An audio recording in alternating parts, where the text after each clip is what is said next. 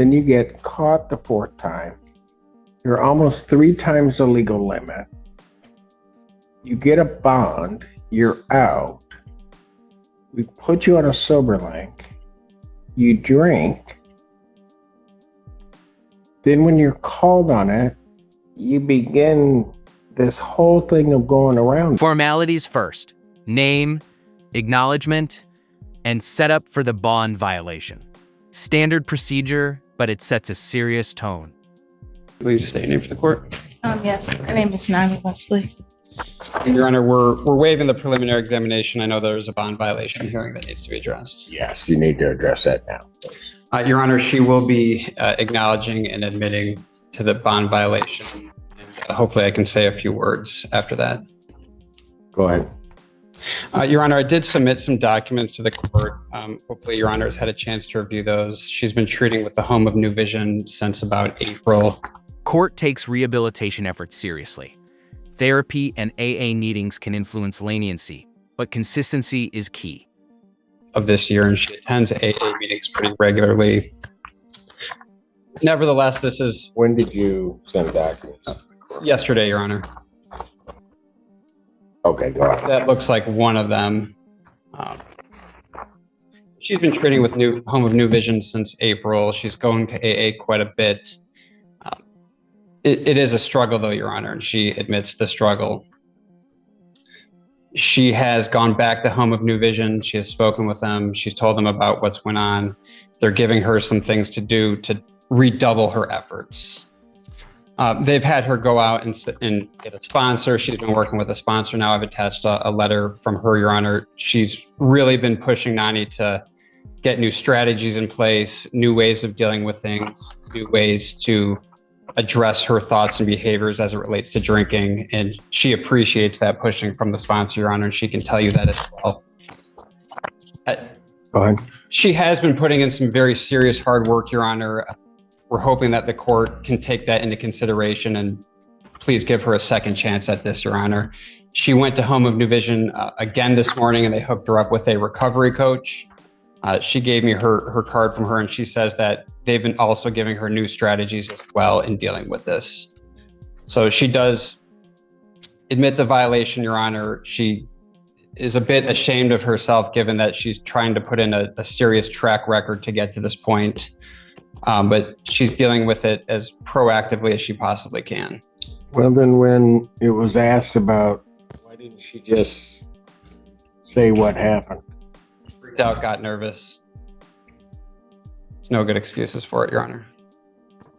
Well, but there were numerous times she could have,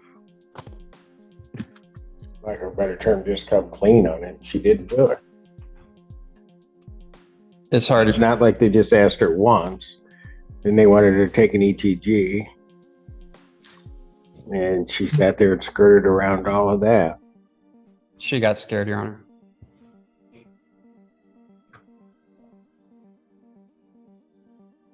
Just let him do anything. Your Honor, the concern of the people here is that this is a true fourth OWI. Priors in 2005, 2015, and 2018. The alleged BAC at the time of the stop. Now, the prosecution highlights public safety risk. BAC over twice the legal limit. Judges pay attention. For this case was a .214, and we have a confirmed drinking event while she's on bond. The public safety risk to defendant forces is extremely high. People are concerned that if she's not put on a SLAM, or if there are not other steps taken to get the public safe about what might happen. This event, fortunately, it seems like it is being taken seriously. The history of the defendant with alcohol cannot be ignored by the people. We are requesting either a remand or a scram tether installation before she leaves this immediate vicinity. How come she didn't take the ETG? Right then and there, Your Honor. Right then and there, Your Honor. She did take the ETG. It came back to on-site. At what point? I don't know that, Your Honor. Yeah, you of course can talk when the court's ready for you. Yeah. Are you asking Ms. Wesley? I'll hear from her. Okay. Your Honor, I did take it the same day that I was asked to take it. I wasn't in town. I told her I wasn't in town, and she said that I needed to take it, which I did do. I came back to Ypsilanti to take it. I was not in the area.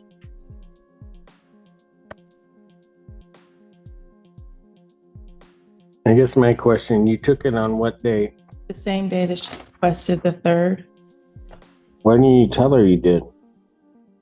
I did tell her, Your Honor. When? I told her,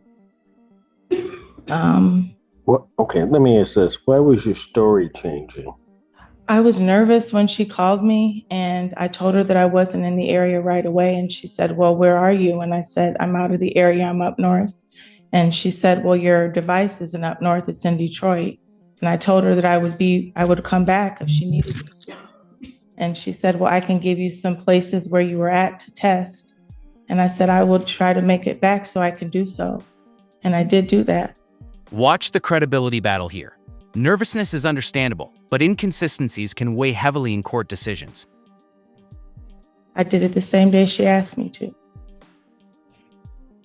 Your Honor, if I may, the report that I received does indicate the testing was done at on-site, not community corrections.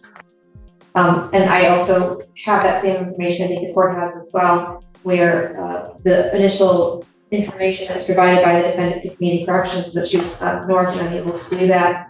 But that 20 minutes before this contact, GPS and SoberLink said she was in Detroit. And then the defense said she didn't have it with her, SoberLink. I didn't physically have it with me, Your Honor. I wasn't with the SoberLink. That's what she was asking me, the corrections officer. And I told her. Where up north were you? In Dryden, Michigan. In where? Dryden.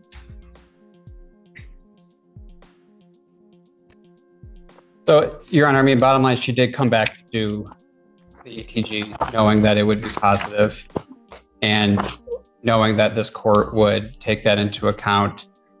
She has been scrambling this past week to try to get things into place. I think with everything she's been doing since April, with what she's doing now in combination with the scram tether would keep her on track, Your Honor. How is that going to keep her on track? It'll make sure that she can't drink. No, she can still drink. Well, tell us she does. Climax moment, judge weighs public safety versus second chance. High tension, what's the final call?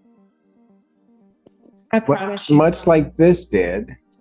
And then when they call her on it, she starts all kinds of excuses, Mr. Allen. I'm begging you, Your Honor, I will not. I have, at the time, did not have a sponsor in place. I have a sponsor now. I'm working with Home of New Vision on a weekly basis. I see the treatment coordinator. She did submit a letter to say that. I told her right away. Ma'am, this is the 4th time. Then you get caught the 4th time. You're almost 3 times the legal limit. You get a bond, you're out. We put you on a SoberLink. You drink. Then when you're called on it, you begin this whole thing of going around it and everything. And that's what gets you into treatment. Well, So what you want me to do is you want me to take the chance of putting you on a scram tether, allowing you to get behind the wheel of a car, maybe having drank, Your Honor. and hurt or kill somebody. Not going to happen. Your Honor, I won't do that. I have. Bond revoked. Defendants remanded. I'll adjourn this out 1 week. We are waiving the preliminary examination. I'll Your Honor. adjourn it out 1 week. She can do the waiver then, but she's going to do this now.